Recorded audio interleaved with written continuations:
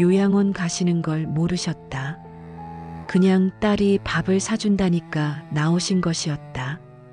갈비탕 국물이 뜨겁게 오르는 그 테이블 맞은편에서 엄마는 맛있다고 하셨다. 이빨이 하나도 없는 양반이 갈비를 그렇게 맛있게 드셨다. 잇몸으로 오물오물 참 잘 드셨다. 나는 웃으면서 맛있지? 하고 물었다. 눈물은 억지로 참았다. 엄마는 내일 요양원에 가신다는 걸 몰랐고 나는 알고 있었다. 이게 마지막 엄마와의 식사가 될 수도 있다는 걸 나만 알고 있었다. 그 갈비탕 한 그릇이 아직도 가슴에 걸려 있다. 이것은 내 엄마에 대한 이야기다. 엄마 집에 가면 아무도 없다.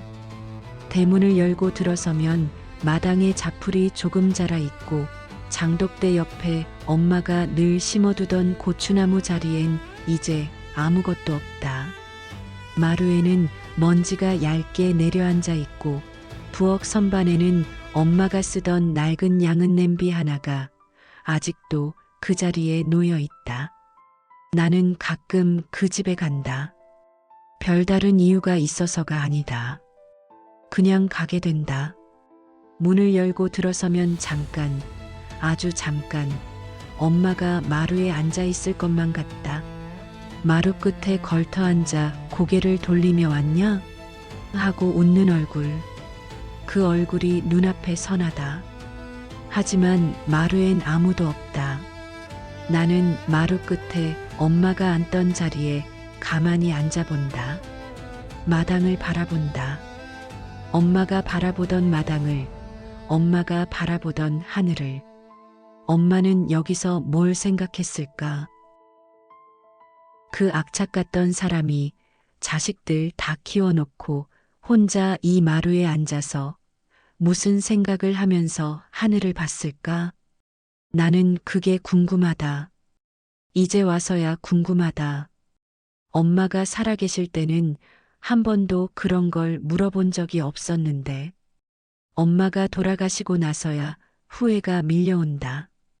한 번만 더 물어볼 수 있었다면, 한 번만 더 손을 잡아드릴 수 있었다면, 한 번만 더 그 마루에 나란히 앉아 아무 말 없이 하늘이라도 같이 볼 수 있었다면.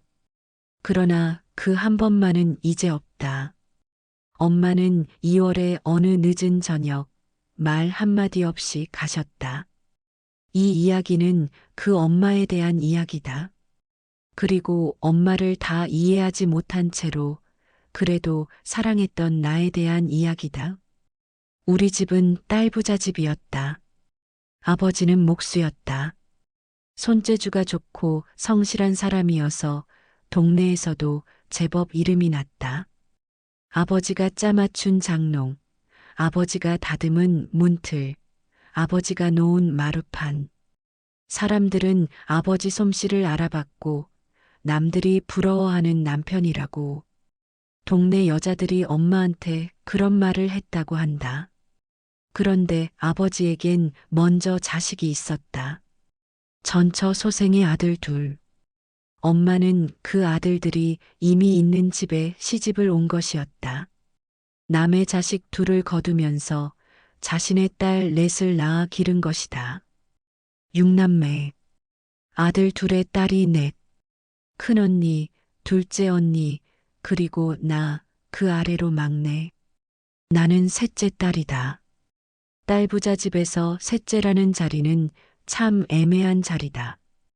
위로는 두 언니가 있고 아래로는 막내가 있다.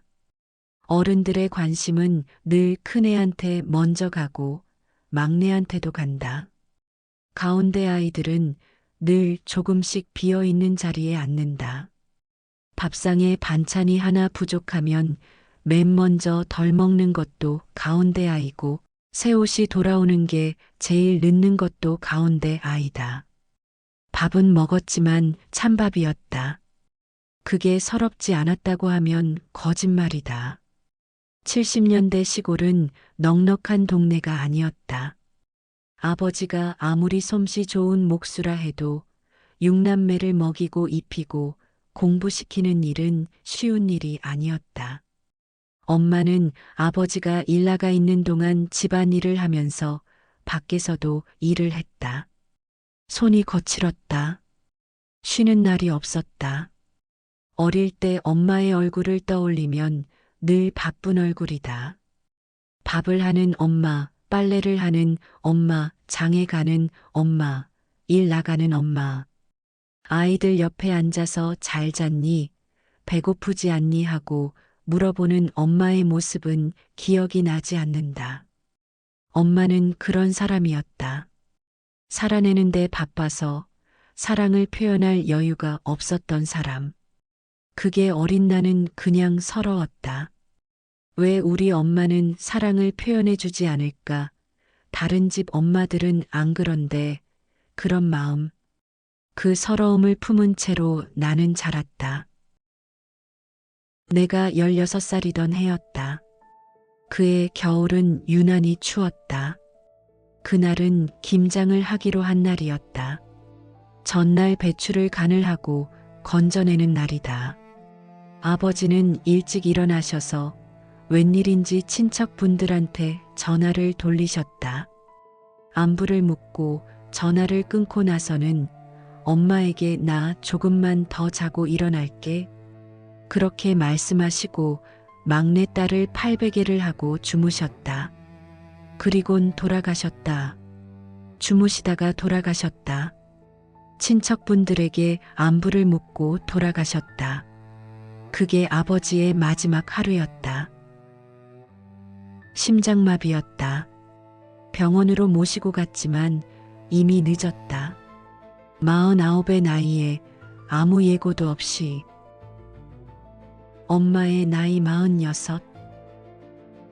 큰언니 20살, 둘째 언니 18, 나 16, 막내 11살. 전처 소생의 오빠들은 이미 성인이 되어 있었다. 나는 그날 울지 않았다. 지금 생각하면 참 철없는 딸이었다. 아버지 영정 앞에서도 눈물이 나지 않았다. 아니, 솔직히 말하자면 울고 싶지 않았다. 아버지가 너무 야속하고 미웠기 때문이다. 동네 사람들이 여기저기에서 오셨다. 세상에 이렇게 좋은 사람이 죽었다고. 다들 슬퍼했다. 엄마는 그 자리에서 무너지셨다. 평생 악착같던 사람이 그날만큼은 그냥 주저앉아 버리셨다. 친척들이 달려왔고 곡소리가 났고 집안이 뒤집어졌다. 그 혼란 속에서 나는 멍하니 서 있었다. 눈물 한 방울 없이. 울지 않은 게 아니었다. 울고 싶지 않았다. 슬픔보다 다른 감정이 먼저 올라왔기 때문이다. 미움이었다. 아버지가 미웠다. 어릴 때부터 아버지의 관심은 늘 언니들한테 먼저 갔다. 큰언니는 맞이라서, 둘째 언니는 공부를 잘해서, 셋째인 나는 늘 그 뒤였다.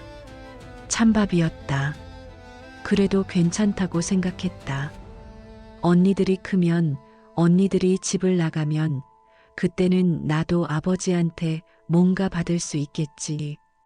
그때는 나도 아버지 눈에 들어오겠지. 16에 나는 그런 걸 기다리고 있었다. 그런데 아버지가 가셨다.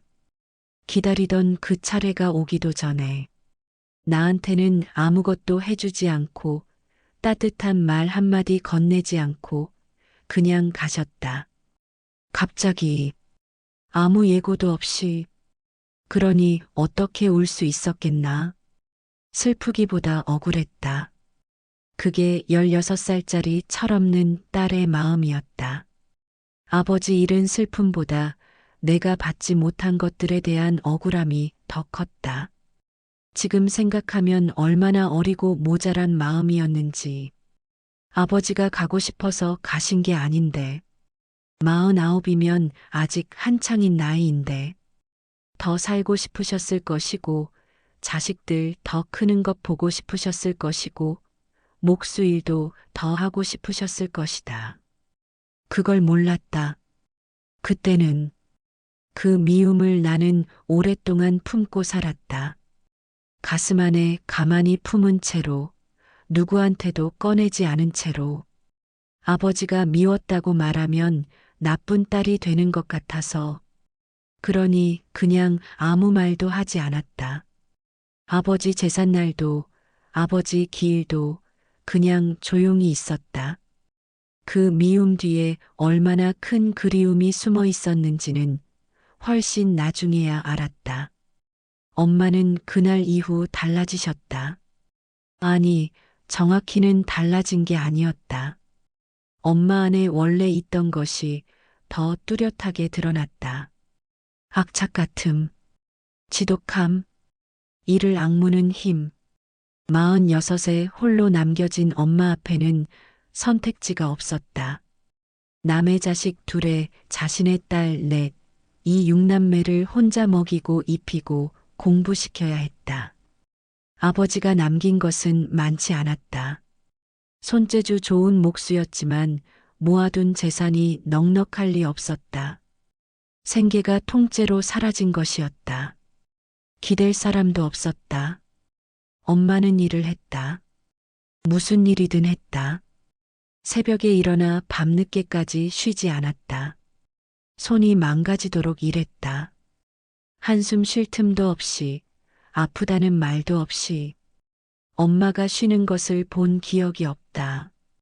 엄마가 그냥 앉아서 멍하니 있는 것도 본 기억이 없다. 늘 움직이고 있었다. 늘 무언가를 하고 있었다. 그 버팀이 얼마나 외롭고 무거운 것이었는지 16에 나는 몰랐다. 그냥 엄마가 무섭고 엄마가 뾰족하고 집에 웃음이 없다는 것만 알았다. 아버지를 잃은 슬픔도 남겨진 엄마의 두려움도 그때의 나는 제대로 보지 못했다. 나는 그냥 내 서러움 속에 있었다. 그게 16살이었다. 엄마는 돈에 지독했다. 남들이 보기엔 지나치다 싶을 만큼 악착같이 모았다. 조금이라도 낭비하는 것을 싫어했고 쓸데없다 싶은 것에는 한 푼도 내지 않았다. 자식들이 뭔가 사달라고 하면 돈이 어디 있어 감언져였다. 감정을 표현하는 일에도 인색했다. 사랑한다는 말, 잘한다는 말, 예쁘다는 말. 그런 건 엄마 입에서 거의 나오지 않았다. 어릴 때 나는 그게 싫었다. 엄마가 왜 저렇게 차가운지, 왜 저렇게 돈밖에 모르는지. 다른 집 엄마들은 자식을 꼭 안아주고 잘한다고 칭찬도 해준다는데 우리 엄마는 왜 저러는지. 그런데 아버지가 가시고 나서 보니 엄마한테 따뜻하게 있을 여유 같은 건 애초에 없었다. 혼자였다. 완전히 혼자였다.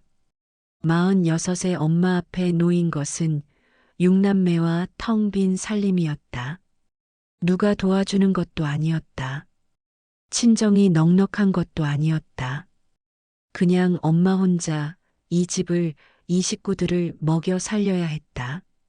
사랑을 표현할 시간에 밥 한 그릇이라도 더 벌어야 하는 처지였다. 엄마는 닥치는 대로 일을 했다. 남의 집 일도 했고 장사도 했고 몸이 버티는 한 쉬지 않았다. 새벽에 나가면 밤늦게 들어오셨다. 들어오셔서도 쉬지 않으셨다. 다음 날을 준비해야 했으니까. 그 손이 얼마나 거칠어지셨는지 나중에 엄마 손을 잡으면 마디마디가 다 굳어 있었다. 평생 일한 손이었다. 자식들한테 뭔가 해주고 싶은 마음이 없으셨겠냐? 따뜻하게 안아주고 싶은 마음이 없으셨겠냐? 잘한다, 예쁘다, 그 말 한마디 해주고 싶은 마음이 없으셨겠냐? 있으셨을 것이다. 분명히 있으셨을 것이다. 다만 그럴 틈이 없었던 것이다. 하루하루 버티는 것이 먼저였으니까. 그걸 알면서도 어린 나는 서러웠다. 알고 서러운 것과 모르고 서러운 것은 다르다. 나는 알면서도 서러웠다. 엄마가 왜 그러는지 머리로는 이해가 되어도 가슴은 따로 놀았다. 엄마한테 따뜻한 말 한마디 듣고 싶은 마음이 이해한다고 해서 사라지는 건 아니었으니까. 그 마음은 어른이 되어서도 마찬가지였다. 내가 결혼을 하고 살림을 꾸리고 나서도 엄마한테 잘했다는 소리 한번 듣고 싶은 마음은 여전히 있었다. 그게 사라지지 않았다. 아마 끝까지 사라지지 않았을 것이다. 엄마는 우리 집에 오시면 잔소리를 하셨다. 이건 왜 이렇게 해놨냐? 저건 왜 저렇게 됐냐? 칭찬보다 지적이 먼저였다. 처음엔 그게 또 상처였다. 결혼을 해서 내 살림을 꾸리고 있는데 와서 보시면 잘한다는 말은 없고 뭐가 마음에 안 드신다는 말만 하시니. 그런데 나중에 생각해 보니 엄마는 그게 관심이었던 것 같다. 무관심한 사람은 잔소리도 안 한다. 신경도 안 쓰이는데 뭐가 마음에 안 들겠나. 마음에 걸리니까 말이 나오는 것이다. 그게 엄마식의 관심이었다. 따뜻하지 않은 방식의 그래도 관심. 그걸 그때는 몰랐다. 서운한 건 서운한 거고 이해가 안 되는 건 이해가 안 되는 거다. 엄마의 삶을 내가 다 헤아릴 수는 없다. 살아보지 않은 삶이니까. 46에 혼자 남겨진다는 게 어떤 건지, 남의 자식까지 거두면서 산다는 게 어떤 건지, 그 무게를 나는 끝내 다 알지 못한다. 다만 이것 하나는 안다. 엄마는 버텼다. 쓰러지지 않고 버텼다. 자식들 굶기지 않으려고, 학교 보내려고, 그 모든 걸 혼자 감당하면서 버텼다. 그 버팀이 엄마의 사랑이었다. 말로 하지 못한, 안아주지 못한, 그 대신 악착같이 버텨낸 것이 엄마의 사랑이었다. 아버지가 가시고 나서 엄마는 더 날이 서셨다. 여유가 없으셨다. 몸도 마음도. 새벽부터 나가 밤늦게 들어오시는 엄마를 기다리다 잠이 드는 날이 많았다. 엄마가 집에 계시는 시간이 짧았고 계셔도 늘 무언가를 하고 계셨다. 그 사이에서 나는 자꾸 작아지는 기분이었다. 그러던 어느 날이었다. 학교를 마치고 집에 돌아오니 엄마가 안 계셨다. 일 나가신 것이었다. 집안이 조용했다. 나는 부엌에 들어섰다. 한쪽에 감자가 있었다. 양파도 있었다. 그날따라 무언가를 해드리고 싶었다. 왜 그런 마음이 들었는지 모르겠다. 아버지가 가신 후로 엄마 얼굴에 웃음이 없었다. 그 얼굴이 마음에 걸렸던 것 같다. 힘들게 일하고 들어오시면 따뜻한 것 하나라도 있으면 좋겠다고 16짜리 딸이 그런 생각을 했던 것 같다. 칼을 꺼냈다. 손이 서툴렀다. 감자를 깎다가 손을 베기도 했다. 양파를 썰다가 눈물이 났다. 그게 양파 때문이었는지 다른 무언가 때문이었는지는 지금도 잘 모르겠다. 어찌어찌 감자를 썰고 양파를 썰어 기름에 볶았다. 맛이 어땠는지는 기억이 나지 않는다. 간이 맞았는지도 모른다. 그냥 정성껏 그릇에 담아 상 위에 올려놓고 엄마를 기다렸다. 엄마가 들어오셨다. 나는 조금 설레었다. 엄마가 기뻐하실 것 같았다. 딸이 기다리다가 밥을 해놨으니까. 그런 걸 기뻐하시는 엄마를 상상했다. 그런데 엄마는 상 위에 있는 것을 보시더니 이렇게 말씀하셨다. 쓸데없이 이런 걸 만들어 놨어. 그뿐이었다. 나는 아무 말도 하지 못했다. 엄마는 부엌으로 가서 다른 것을 차리기 시작하셨다. 나는 거기 서서 그 볶은 감자를 바라봤다. 얼마나 서러웠는지 모른다.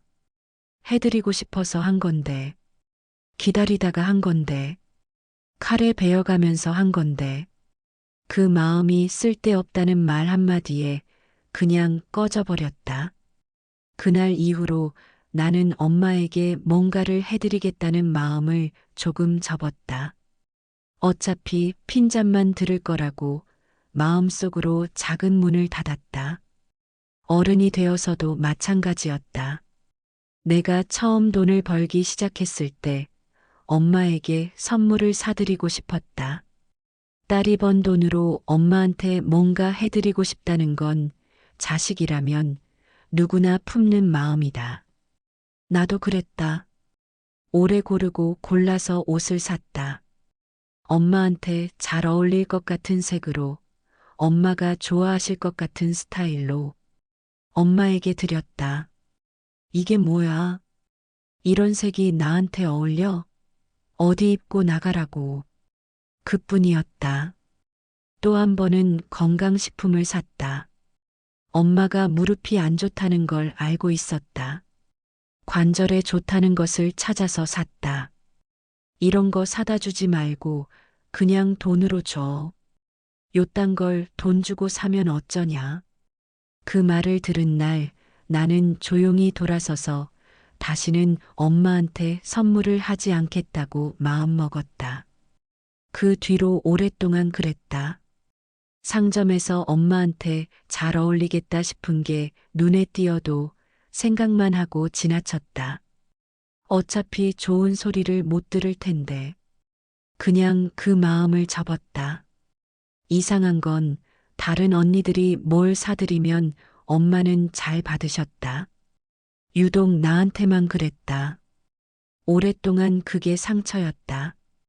왜 나한테만 그러는지, 내가 뭘 잘못한 건지, 내가 부족한 건지, 그런 생각을 했다. 서운하다는 말도 못하고, 왜 그러냐고 따지지도 못하고, 그냥 혼자 삭혔다. 지금은 안다. 엄마한테 내가 제일 편했던 것이다. 가장 가깝고 가장 믿을 수 있는 사람한테 사람은 제일 솔직해진다. 솔직하다는 게 때로는 함부로 대하는 것처럼 보이기도 한다. 엄마한테 나는 그런 존재였던 것이다. 그걸 머리로는 이해한다. 그래도 서운한 건 서운하다. 이해가 된다고 해서 그 서운함이 사라지는 건 아니다. 그 마음도 내 진짜 마음이니까. 감자를 볶아놨다가 혼났던 그날도, 선물마다 핀잔만 들었던 그날들도 지금도 가끔 생각이 난다. 그냥 잘했다는 말 한마디가 듣고 싶었던 것 뿐이었는데, 아버지가 가시고 나서 나는 자연스럽게 큰딸 노릇을 하게 됐다. 큰언니도 둘째 언니도 결혼을 하지 않았다. 딸들 중에 결혼을 한 것은 나 혼자였다. 그러니 언니들은 각자 살림이 없었고 막내는 아직 어리지 않았지만 그렇다고 나서는 성격도 아니었다. 자연스럽게 엄마 주변을 챙기는 것은 내 몫이 됐다. 엄마도 그걸 당연하게 여기셨던 것 같다. 어느 날이었다. 엄마한테 갔더니 엄마가 냉동실에서 뭔가를 꺼내시는 거다. 생선이었다. 손질이 안 된 생선이 꽁꽁 얼어 있었다. 엄마는 그걸 나한테 들려주시면서 이렇게 말씀하셨다. 이거 다듬어서 언니들 줘. 나는 그 생선을 들고 집에 왔다. 혼자 앉아서 꽁꽁 언 생선을 녹이고 비늘을 긁고 내장을 빼고 토막을 냈다. 손이 비린내로 가득 찼다. 차가운 물에 손을 담그고 있으니 손이 고바들었다. 그러다가 눈물이 났다. 왜 나한테 이걸 시키는 건지, 왜 나는 언니들 것까지 챙겨야 하는 건지, 나도 힘든데, 나도 바쁜데, 살림하고 일하고 하느라 여유가 없는데, 왜 나만, 그 서러움이 올라왔다.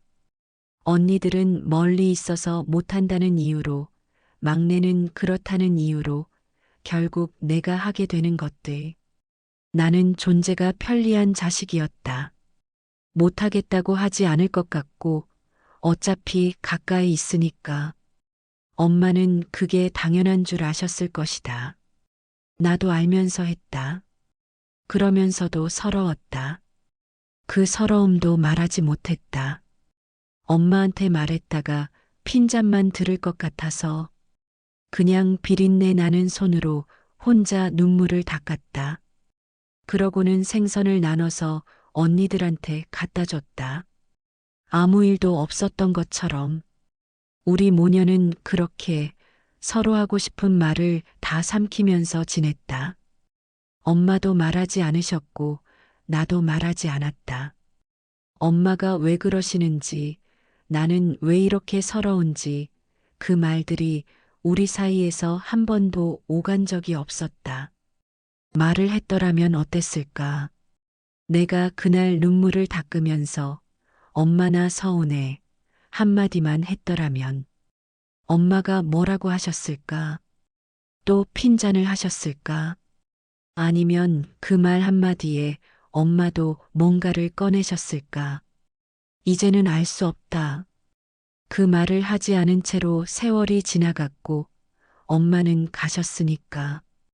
아버지가 가시고 몇 년이 지났다. 엄마는 여전히 혼자였다. 일을 하고 자식들을 챙기고 그것이 전부인 삶을 살고 계셨다. 주변에서 새 인연을 만들어 보라는 사람도 있었겠지만 엄마는 한 번도 그런 기색을 내비치지 않으셨다. 내가 20을 막 넘겼을 때였다. 어느 날 엄마와 둘이 있는데 갑자기 그런 생각이 들었다. 엄마가 너무 외로워 보였다.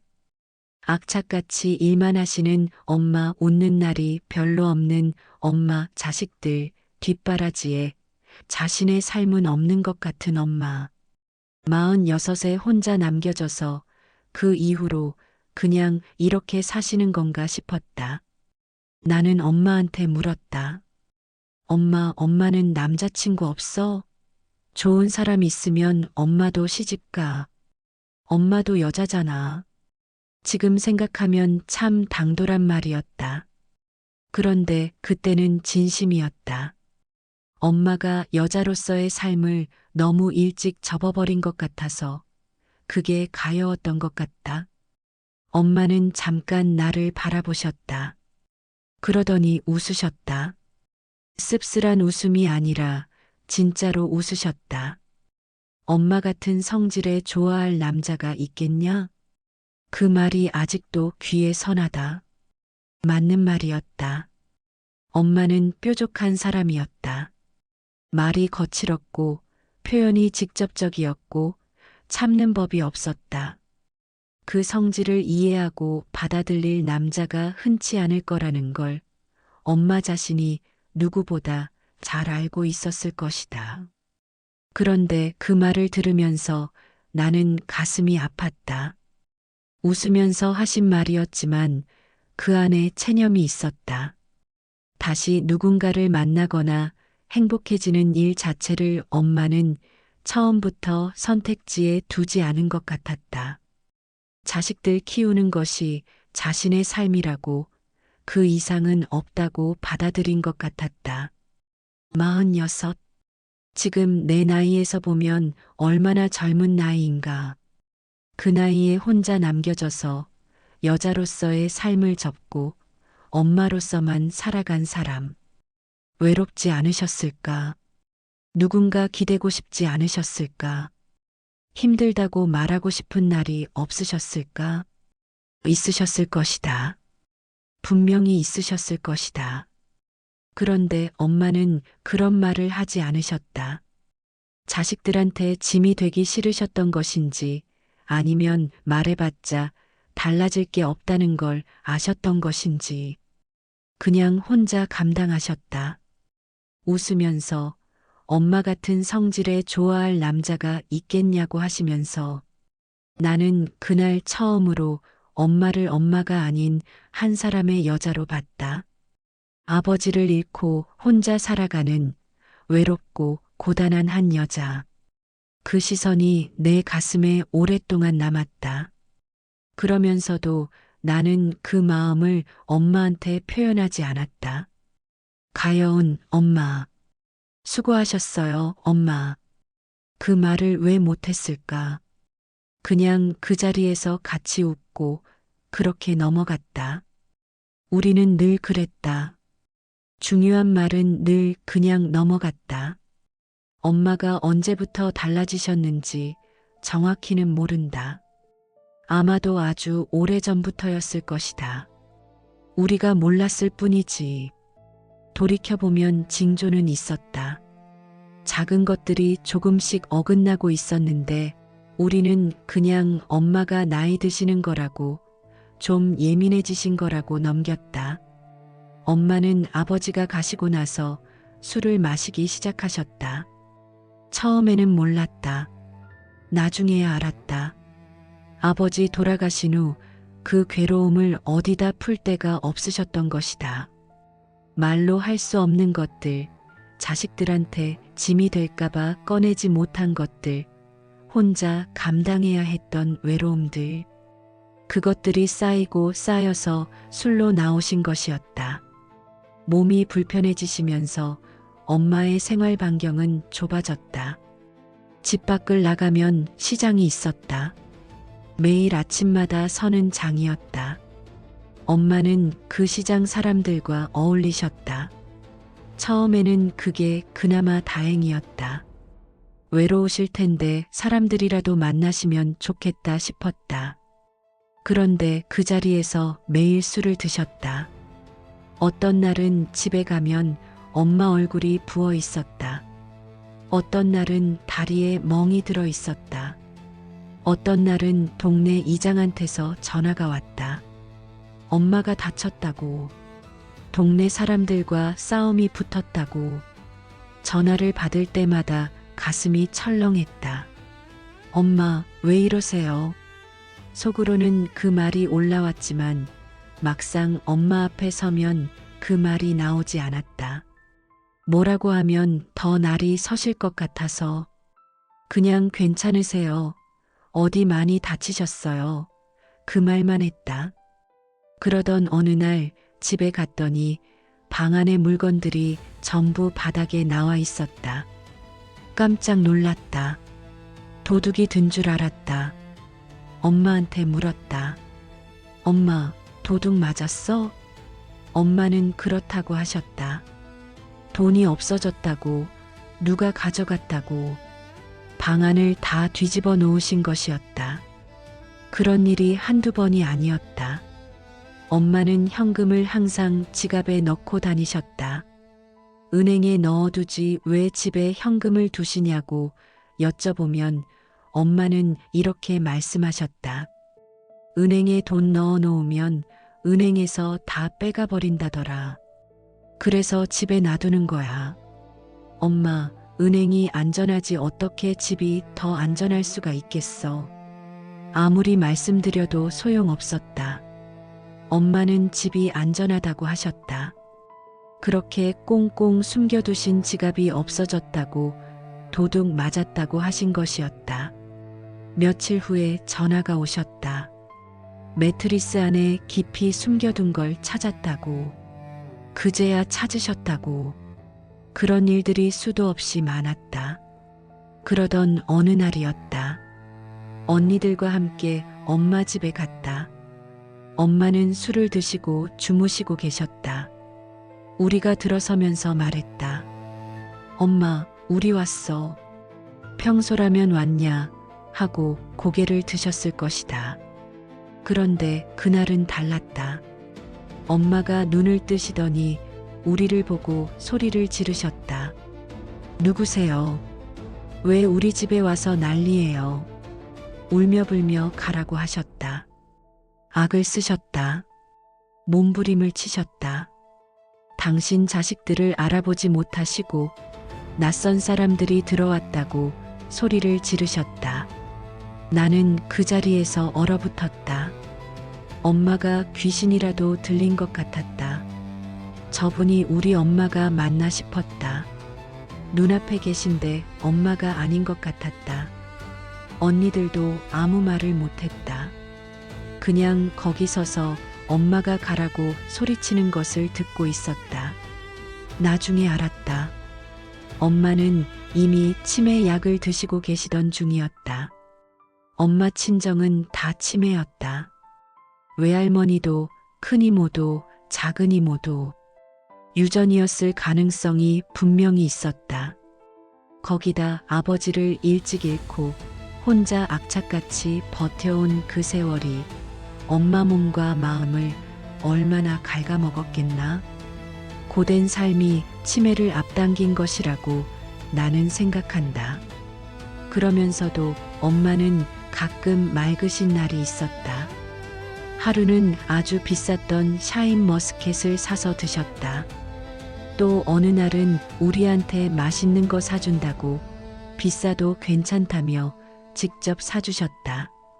손자, 손녀들한테 큰 돈을 쥐어주신 적도 있었다. 평생 돈에 지독하셨던 분이 치매가 오시면서 오히려 쓰고 싶으셨던 것 같았다. 평생 못 쓴 것들이 한이 되셨던 모양이다. 그 모습을 보면서 마음이 복잡했다. 기뻐야 할지 슬퍼야 할지 몰랐다. 엄마가 드디어 좀 쓰고 사시는 것 같아서 다행이다 싶으면서도 이게 엄마가 온전하신 상태가 아니라는 걸 알고 있었으니까. 집에 요양사가 오시기 시작했다. 엄마는 요양사가 오시면 고맙다고, 감사하다고, 미안하다고 몇 번씩 인사를 하셨다. 그 모습이 좋았다. 다행이다 싶었다. 그런데 얼마 지나지 않아 요양사한테서 전화가 왔다. 어머니가 저를 너무 의심하십니다.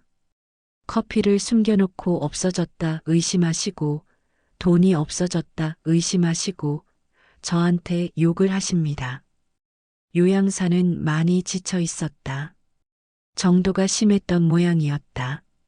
나는 전화를 끊고 한참을 앉아 있었다. 엄마를 모시고 살 수 있으면 좋겠다는 마음과 현실적으로 그게 어렵다는 것 사이에서 언니들과 의논을 했다. 말이 의논이지 결론은 이미 정해진 것이나 마찬가지였다. 전문적인 돌봄이 필요한 상태였다. 우리가 감당할 수 있는 수준을 넘어서 있었다. 요양원으로 모시기로 했다. 그 결정을 하면서 마음이 무거웠다. 잘하는 건지 못하는 건지 지금도 잘 모르겠다. 다만 그때 우리가 할 수 있는 최선이었다고 그렇게 믿고 싶다. 요양원 입원 날짜가 정해졌다. 그 전날 나는 엄마를 모시고 밖에 나갔다. 특별한 이유를 드리지 않았다. 그냥 밥 먹으러 가자고 했다. 엄마는 별 말씀 없이 따라 나오셨다. 갈비탕을 먹으러 갔다. 엄마가 예전에 좋아하시던 것이었다. 뼈를 오래 고아낸 진한 국물, 따뜻하고 든든한 것. 자리에 앉아서 주문을 했다. 갈비탕 2그릇. 엄마는 맞은편에 앉아 계셨다. 국물이 나왔다. 엄마는 숟가락을 드셨다. 한 모금 드시더니 맛있다고 하셨다. 이빨이 하나도 없는 양반이 갈비를 잇몸으로 오물오물 씹으셨다. 참 맛있게 드셨다. 국물도 몇 번이나 더 드셨다. 나는 그 맞은편에 앉아서 엄마를 바라봤다. 웃으면서 맛있지? 하고 물었다. 응, 맛있어. 엄마가 그렇게 말씀하셨다. 눈물이 올라왔다. 억지로 참았다. 엄마는 내일 요양원에 가신다는 걸 모르셨다. 그냥 딸이 밥 사준다니까 나오신 것이었다. 아무것도 모르고 갈비탕을 맛있게 드시는 엄마를 보면서 나는 속으로 생각했다. 엄마 미안해. 진짜 미안해. 요양원으로 모시는 게 맞는 건지 그 결정이 옳은 건지 그날도 확신이 없었다. 엄마 곁에 내가 있어야 하는 건 아닌지, 더 잘해드릴 수 있었던 건 아닌지, 그 물음들이 갈비탕 국물 위로 자꾸 떠올랐다. 엄마는 아무것도 모르고 맛있게 드셨다. 식사를 마치고 엄마를 집에 모셔다 드렸다. 엄마는 잘 먹었다고 하셨다. 들어가시면서 뒤돌아보셨다. 나는 웃으면서 손을 흔들었다. 이제 저 집에 엄마 혼자 계시는 날이 없어진다는 것, 오늘 그 갈비탕이 마지막 식사가 될 수도 있다는 것, 그 갈비탕 한 그릇이 아직도 가슴에 걸려 있다. 맛있다고 하시던 엄마 얼굴이 잇몸으로 오물오물 드시던 그 모습이 빼낼 수가 없다. 아마 평생 빼낼 수 없을 것이다. 돌아오는 길에 울었다. 참았던 눈물이 그제야 나왔다. 혼자 차 안에서 소리도 없이 그냥 흘렸다. 엄마가 내일부터 요양원에 가신다는 것, 엄마가 요양원 가시면서 자식들을 얼마나 원망하셨을까? 딸이 넷이나 가까이 살면서 엄마 하나 돌봐줄 자식이 없다는 것에 얼마나 서러우셨을까? 나는 엄마가 요양원에 들어가는 날은 차마 가지 못했다. 아마 또 하나의 죄스러움이 내 안에 자리 잡을까 싶어서 였는지 모른다. 요양원에서의 엄마는 천천히 기억을 잃어갔다. 처음에는 티가 많이 나지 않았다. 오래된 기억들은 오히려 선명하셨다. 어릴 때 이야기, 젊었을 때 이야기를 하시기도 했다. 그런데 최근 일들부터 조금씩 흐려지기 시작했다. 어제 있었던 일을 모르시고, 아까 드신 밥을 잊으시고, 사람들 얼굴이 헷갈리기 시작하셨다. 면회를 갈 때마다 마음을 단단히 먹고 갔다. 오늘은 알아보실까? 오늘은 어떠실까? 병실 문을 열기 전에 잠깐 멈추는 날이 많았다.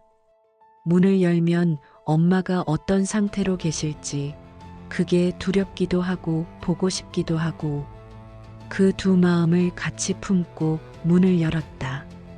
어떤 날은 나를 알아보셨다. 왔냐 하고 웃으셨다.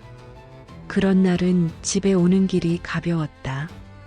어떤 날은 알아보지 못하셨다. 누구세요? 하고 물으셨다. 그런 날은 괜찮다고 웃으면서 나왔다가 주차장에서 한참을 서 있었다. 그러던 어느 날이었다. 엄마 병실에 들어갔다. 엄마는 침대에 앉아 계셨다. 나를 보시더니 뭔가를 말씀하시려는 것 같았다. 나는 엄마 곁에 앉았다. 엄마가 내 손을 잡고 말씀하셨다. 사랑한다. 나는 그 자리에서 멍해졌다. 평생 단 한 번도 들어본 적 없는 말이었다. 엄마 입에서 사랑한다는 말이 나오는 것을 나는 살면서 들어본 적이 없었다. 그 말이 그렇게 자연스럽게 아무렇지도 않게 나오다니 아무 말도 하지 못했다. 치매가 오면 그렇다고 한다. 기억이 희미해지면서 평소에 억눌러 두었던 것들이 오히려 나온다고. 필터가 사라지면서 본 마음이 드러난다고. 그러면 엄마는 사랑한다고 생각하고 계셨던 것이다. 그 뾰족하고 악착 같던 평생 동안 단 한 번도 말로 꺼내지 않았지만 가슴 속에는 늘 있었던 것이다. 가슴이 미어졌다. 어릴 때부터 그 말 한마디를 얼마나 기다렸는지.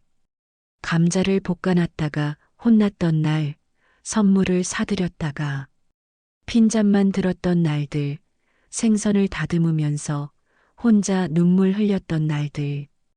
그 모든 날 동안 내가 원했던 게 결국 이 말 한마디였는지도 모른다. 그 말이 이렇게 늦게 왔다. 요양원 병실에서 기억이 흐릿해진 엄마에게서 처음으로 들었다. 엄마 손은 따뜻했다. 아무 말도 하지 못하고 그냥 잡고 있었다. 엄마는 내가 누군지 그날 알고 계셨는지 모르고 계셨는지 지금도 모른다. 그냥 사랑한다고 하셨다.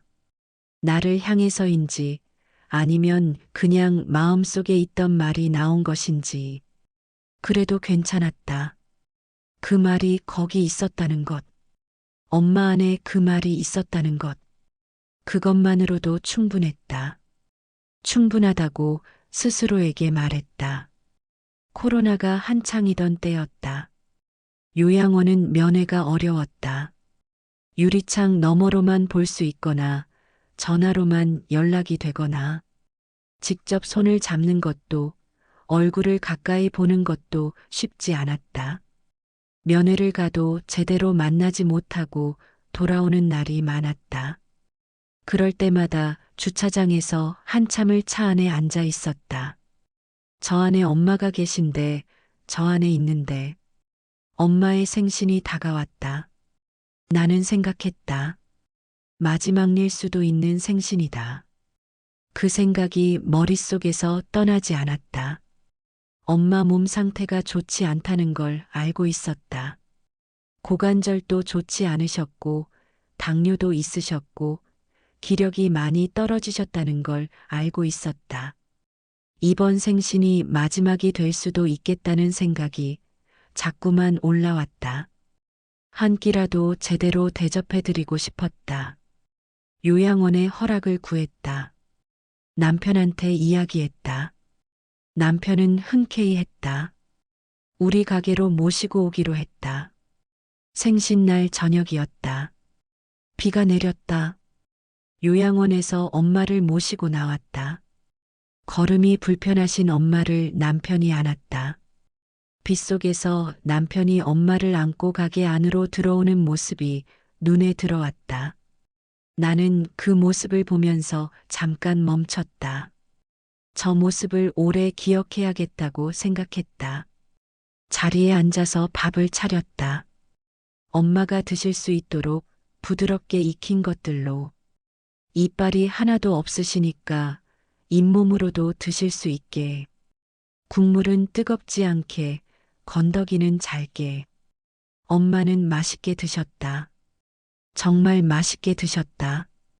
84세 엄마가 이빨 하나 없는 양반이 그렇게 맛있게 드시는 모습을 보면서 나는 생각했다. 이거면 됐다. 이 한 끼면 됐다. 번거롭다는 생각이 하나도 없었다. 힘들다는 생각도 없었다. 그냥 좋았다. 엄마와 함께 밥상에 앉아 밥을 먹는 것이 이렇게 소중한 것인 줄. 이걸 왜 진작 더 많이 하지 않았을까 싶었다. 식사를 마치고 엄마를 다시 요양원에 모셔다 드렸다. 남편이 또 엄마를 안았다. 비가 아직 내리고 있었다. 엄마는 남편 품에 안겨서 요양원 안으로 들어가셨다. 작아지신 몸이었다. 뼈만 남은 것 같은 몸이었다. 그 몸을 남편이 조심스럽게 안고 들어갔다. 나는 그 뒷모습을 바라봤다. 그게 마지막 생신이 될 줄은 몰랐다. 그냥 좋았다고만 생각했다. 이번 생신은 잘해드렸다고, 함께여서 다행이었다고. 그것뿐이었다. 설마 이게 마지막일 줄은 그날은 몰랐다. 지금도 그날이 생각난다. 비 내리는 저녁, 남편이 엄마를 안고 들어오던 모습, 이빨 없는 엄마가 맛있게 드시던 모습? 내가 살면서 잘한 일이 많지 않지만 그날 그 한 끼만큼은 잘했다고 생각한다. 참 잘했다고. 그 생신으로부터 얼마 지나지 않은 새벽이었다. 잠을 자다가 휴대폰에 불이 들어왔다. 큰언니였다. 새벽에 큰언니한테서 연락이 오면 좋은 소식이 아니라는 걸 나는 이미 알고 있었다. 손이 떨렸다. 문자를 열었다. 엄마가 침대에서 떨어지셨다고. 고관절이 나갔다고. 나는 그 문자를 보면서 눈을 감았다. 엄마는 뼈가 약하셨다. 당뇨가 오래되면 뼈가 약해진다고 한다. 거기다 나이가 80이 넘으셨으니 이전에도 고관절 수술을 하신 적이 있었다. 그때도 얼마나 힘드셨는지. 그런데 또 고관절이 나갔다. 병원으로 달려갔다. 엄마는 응급실 침대에 누워 계셨다. 그리고 우셨다. 소리내어 우셨다. 응급실 안에 그 울음소리가 가득 찼다. 주변에 다른 환자들도 있었고 의료진도 오가고 있었는데 엄마는 그런 것에 아랑곳 없이 우셨다. 내가 왜 이렇게 살아야 하냐? 왜 나는 이런 일만 겪나? 차라리 죽었으면 좋겠다. 그 말이 가슴에 꽂혔다. 엄마는 그 고통이 삶이 누르는 고통이 크셨던 거다. 평생을 악착같이 사신 분이 46에 남편 먼저 보내고 혼자 자식 6을 키우신 분이 늙어서는 치매가 오고 요양원에 가시고 기억도 흐릿해지고 그러다 침대에서 떨어져 뼈가 나가고 왜 나는 이런 일만 겪나? 그 말에 대답을 해드릴 수가 없었다. 아무 말도 나오지 않았다. 엄마 손을 잡고 그냥 옆에 있었다. 울음소리가 잦아들 때까지, 엄마가 조금 진정이 되실 때까지 수술을 해야 했다. 80이 넘은 나이에 당뇨에 여러 가지 기저질환이 있는 상태에서 수술을 한다는 게 쉬운 일이 아니었다. 의사도 조심스럽다고 했다. 그래도 수술을 하지 않으면 걸을 수가 없으셨다. 수술을 하기로 했다. 수술실 앞에서 기다렸다. 그 기다림이 얼마나 길었는지 모른다. 복도 의자에 앉아서 시계를 보고 또 보고 언니들과 아무 말도 없이 그냥 앉아 있었다. 말이 필요 없었다. 다들 같은 마음이었을 테니까. 수술은 잘 됐다. 치료를 받고 회복을 하고 엄마는 다시 요양원으로 돌아가셨다. 조금씩 나아지시는 것 같았다. 우리는 그렇게 믿었다. 이번에도 버텨내실 거라고. 엄마는 원래 악착 같은 분이시니까 그렇게 믿었다. 그게 마지막 고비가 아니었으면 좋겠다고 속으로 빌었다. 요양원으로 돌아가신 후 몇 달이 지났다. 조금씩 나아지시는 것 같았다. 면회를 가면 알아보시는 날도 있었고 밥도 잘 드신다고 했다. 우리는 안도했다. 이번에도 넘기셨다고. 역시 엄마는 악착 같은 분이라고. 그러던 어느 날 요양원에서 연락이 왔다. 저혈당 쇼크로 의식을 잃으셨다고. 나는 달려갔다. 엄마는 눈을 감고 계셨다. 숨은 쉬고 계셨다. 하지만 눈을 뜨지 않으셨다. 이름을 불렀다. 엄마 하고 대답이 없었다. 엄마 하고 또 불렀다. 손을 잡았다. 차갑지는 않았다. 그래도 따뜻하셨다. 하지만 아무런 움직임이 없으셨다. 의사가 말했다. 늦게 발견을 했다고. 쇼크가 오신 지 시간이 지난 것 같다고 했다. 워낙 기저질환이 많고 몸 상태가 좋지 않아서 깨어나기가 쉽지 않을 것이라고. 그 말을 들으면서 알았다. 이번에는 다르다는 것을. 언니들이 왔다. 다들 모였다. 엄마는 중환자실에 2주 계셨다. 우리는 면회를 할 수 없었다. 엄마는 혈액에서 감염될 수 있는 무언가가 발견되었다고 한다. 엄마는 깨어나지 않으셨다. 2주 후 우리는 감염 치유할 수 있는 요양병원으로 엄마를 옮길 수밖에 없었다. 중환자실에서는 더 이상 할 게 없다고 말했다. 요양원 원장님께서도 엄마가 깨어나기 어렵다고 말했다. 준비를 하셔야 할 것 같습니다. 하루가 지나고 이틀이 지나고 2월의 어느 늦은 저녁이었다. 가게 마무리를 하고 있던 중 전화 벨소리가 가게 안을 울리고 있었다. 받지 않으려다 이상한 기분이 들어 전화기 쪽으로 달려갔다. 요양병원이었다. 보호자 되시죠? 네, 맞습니다. 어머니께서 돌아가실 것 같습니다. 빨리 오셔야 돼요. 곧 돌아가실 것 같아요. 나는 빗자루를 던진 채 택시를 잡았다. 언니들과 동생에게 전화를 했다. 엄마 돌아가실 것 같대, 빨리 와. 출발한 지 1분도 안 됐다. 요양병원에서 전화가 왔다. 어머니 돌아가셨습니다. 아무 말도 할 수 없었다. 아니, 말이 나오지 않았다. 택시를 타고 가는 동안 눈물은 하염없이 흐르고 입 밖으로 엄마, 엄마, 엄마 소리만 나왔다. 엄마는 그렇게 가셨다. 말 한마디 없이 뼈마디만 앙상하게 남은 몸으로 다리가 굽어 있고 움츠러들어 있던 그 몸으로 한마디 말씀도 못하시고 평생 하고 싶은 말을 삼키며 사셨던 분이 마지막도 그렇게 가셨다.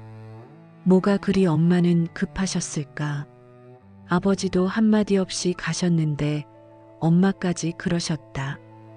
우리한테 하고 싶은 말씀이 없으셨을까? 하고 싶은 말씀이 있으셨을 텐데. 수고했다고, 고맙다고, 잘 살아라고. 그 말씀들이 엄마 안에 있었을 텐데. 끝내 듣지 못했다. 나는 고아가 되었다. 어릴 때 부모 없는 아이들이 고아라고만 생각했는데 어른이 된 내가 고아가 된 것이다. 부모 없는 어른 고아.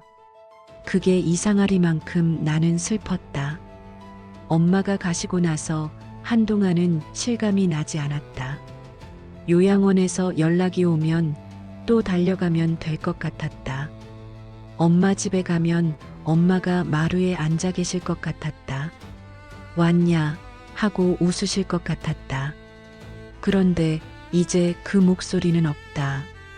그 왔냐 소리가 이렇게 그리울 줄 몰랐다. 살아계실 때는 당연한 것이었는데 문을 열면 들려오던 그 한마디가 이제는 어디서도 들을 수 없다는 것이. 엄마는 2월의 늦은 저녁에 그렇게 조용히 가셨다. 엄마가 가시고 나서 아버지와 함께 낙골당 부부방에 모셨다. 아버지가 먼저 가신 후 수십 년, 생전에 함께 하신 시간보다 헤어져 있던 시간이 훨씬 더 길었던 두 분. 이제 그 자리에서 함께 계신다. 가정적이었던 아버지, 남들이 부러워하던 그 목수 아저씨, 그리고 악착같이 살아낸 엄마. 이제 둘이 함께 계신다. 내가 53이 되던 해였다. 생일이었다. 나는 납골당에 갔다. 두 분이 계신 곳 앞에 섰다. 꽃을 올리고 한참을 가만히 서 있었다. 그러다 아버지한테 말을 했다. 아버지, 죄송했어요. 소리를 내어 말했다. 눈물이 났다. 16살에 아버지가 가셨을 때 나는 울지 않았다. 슬프기보다 미웠다. 이제 나도 사랑받을 차례인데 왜 가시냐고, 왜 나한테는 아무것도 안 해주시고 가시냐고. 엄마를 일찍 혼자 되게 한 아버지가 밉다고. 그 미움을 가슴에 품은 채로 수십 년을 살았다. 아버지 기일에도, 아버지 생각이 날 때도 그 미움과 서운함이 먼저 올라왔다. 그런데 53이 되어서야 알았다. 아니, 정확히 엄마가 돌아가시고 알았다. 아버지가 가고 싶어서 가신 게 아니었다는 것을. 49이면 아직 한창인 나이인데 더 살고 싶으셨을 것이다. 자식들 더 크는 것 보고 싶으셨을 것이다. 목수일도 더 하고 싶으셨을 것이다. 그런데 심장이 멈춰버린 것이다. 아버지가 선택한 게 아니었다. 그걸 알면서도 미워했다. 그게 죄송했다. 아버지, 그때 제가 너무 철없었어요. 아버지가 밉고 서운했어요. 엄마를 홀로 남기고 가신 게 너무 화가 났어요. 죄송해요. 그 말을 하고 나서야 마음이 편해졌다. 수십 년을 짓누르고 있던 무언가가 내려앉는 것 같았다. 눈물이 멈추지 않았다. 한참을 울었다. 납골당 안이 조용했다. 아버지가 어딘가에서 그래, 알았다. 미안하다라고 말씀해 주시는 것 같았다. 엄마한테도 말했다. 엄마, 나왔어. 엄마는 대답이 없으셨다. 당연히 없으셨다. 그런데 이상하게 거기 계신 것 같았다. 마루에 앉아서 왔냐 하고 웃으시던 그 얼굴로 거기 계신 것 같았다. 두 분 앞에 한참을 서 있었다. 아버지는 가정적인 분이셨다. 솜씨 좋은 목수셨고 남들이 부러워하는 남편이셨다. 그런 아버지를 46에 잃은 엄마. 그 이후로 혼자 그 모든 것을 감당하며 사신 엄마.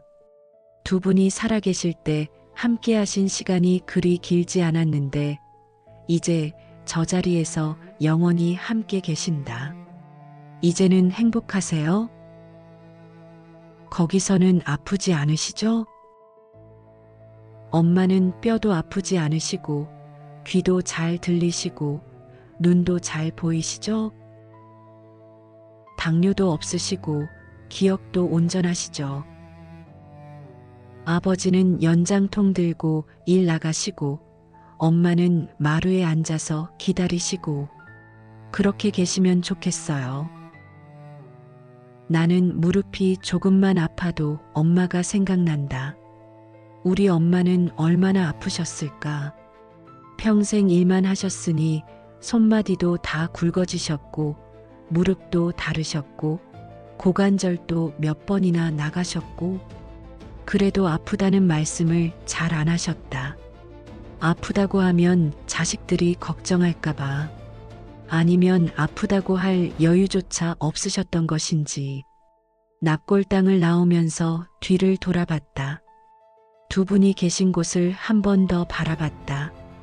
잘 계세요, 두 분. 또 올게요. 엄마가 가시고 나서 후회만 남았다. 파도처럼 밀려온다. 잠잠해졌다 싶으면 또 밀려온다.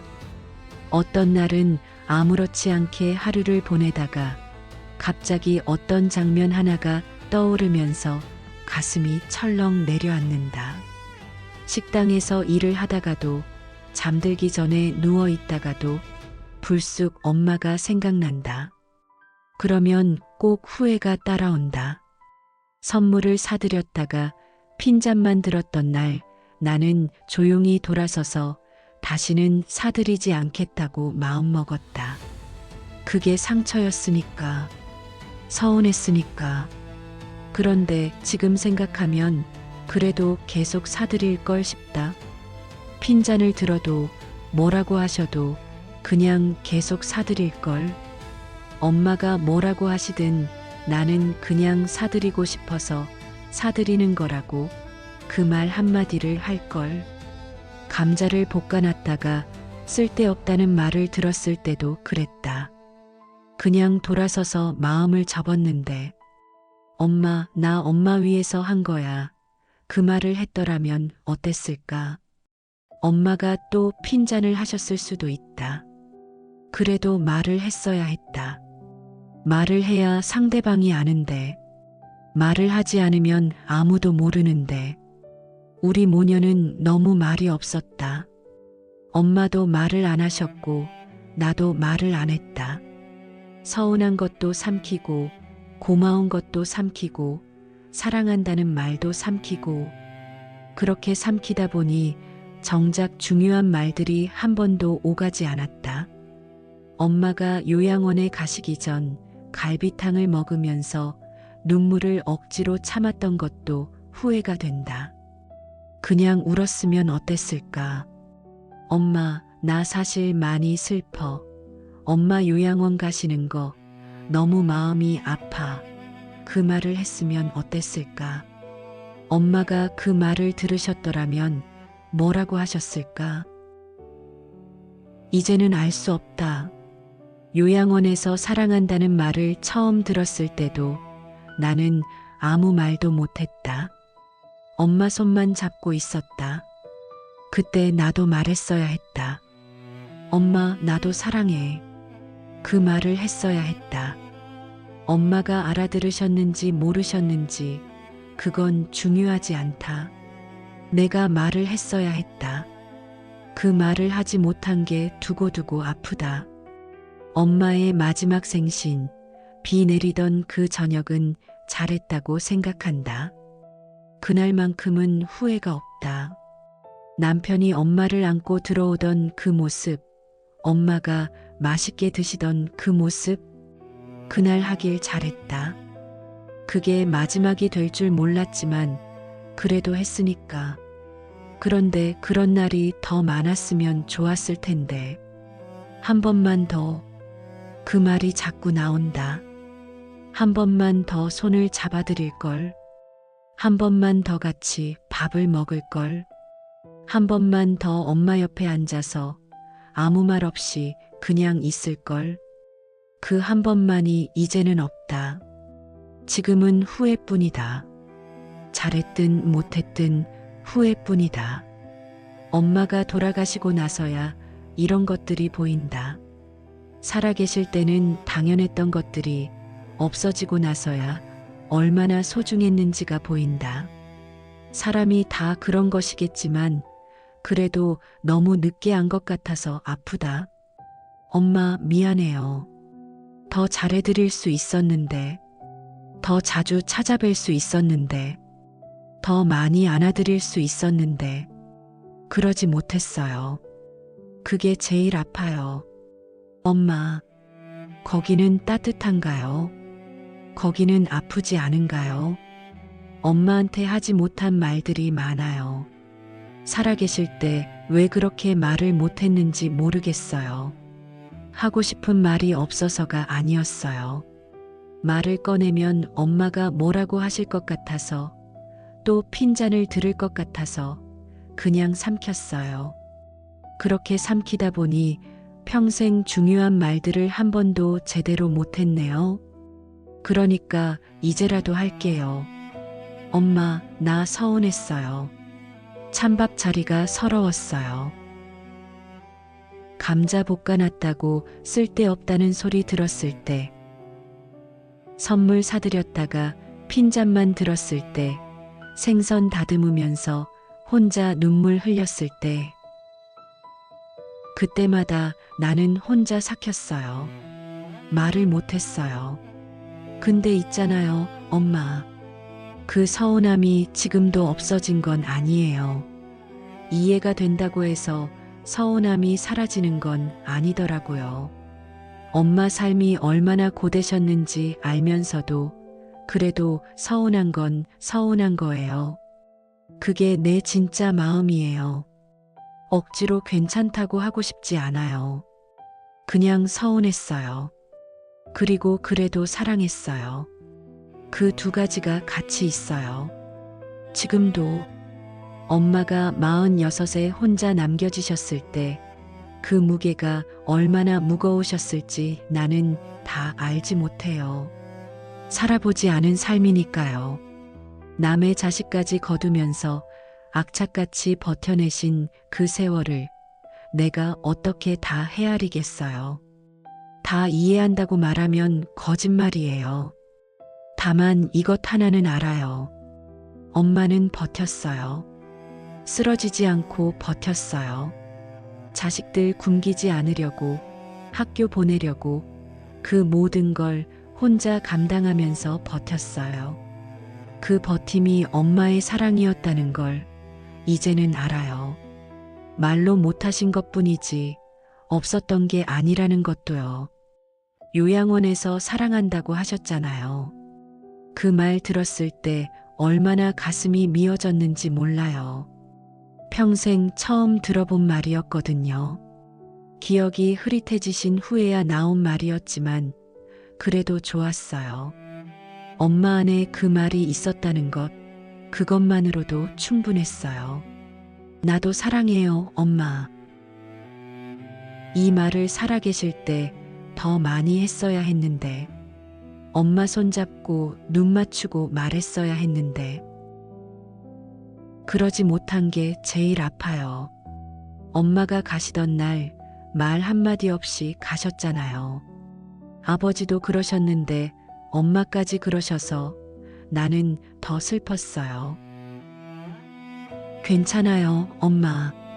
이제 알아요. 엄마가 살아내신 것 자체가 그 말이었다는 걸. 새벽부터 밤까지 일하신 것, 쓰러지지 않고 버티신 것, 그게 다 우리한테 하신 말이었다는 걸. 엄마, 당신 딸로 태어난 거 한 번도 후회한 적 없어요. 서운했던 날들도 있었고, 이해가 안 됐던 날들도 있었어요.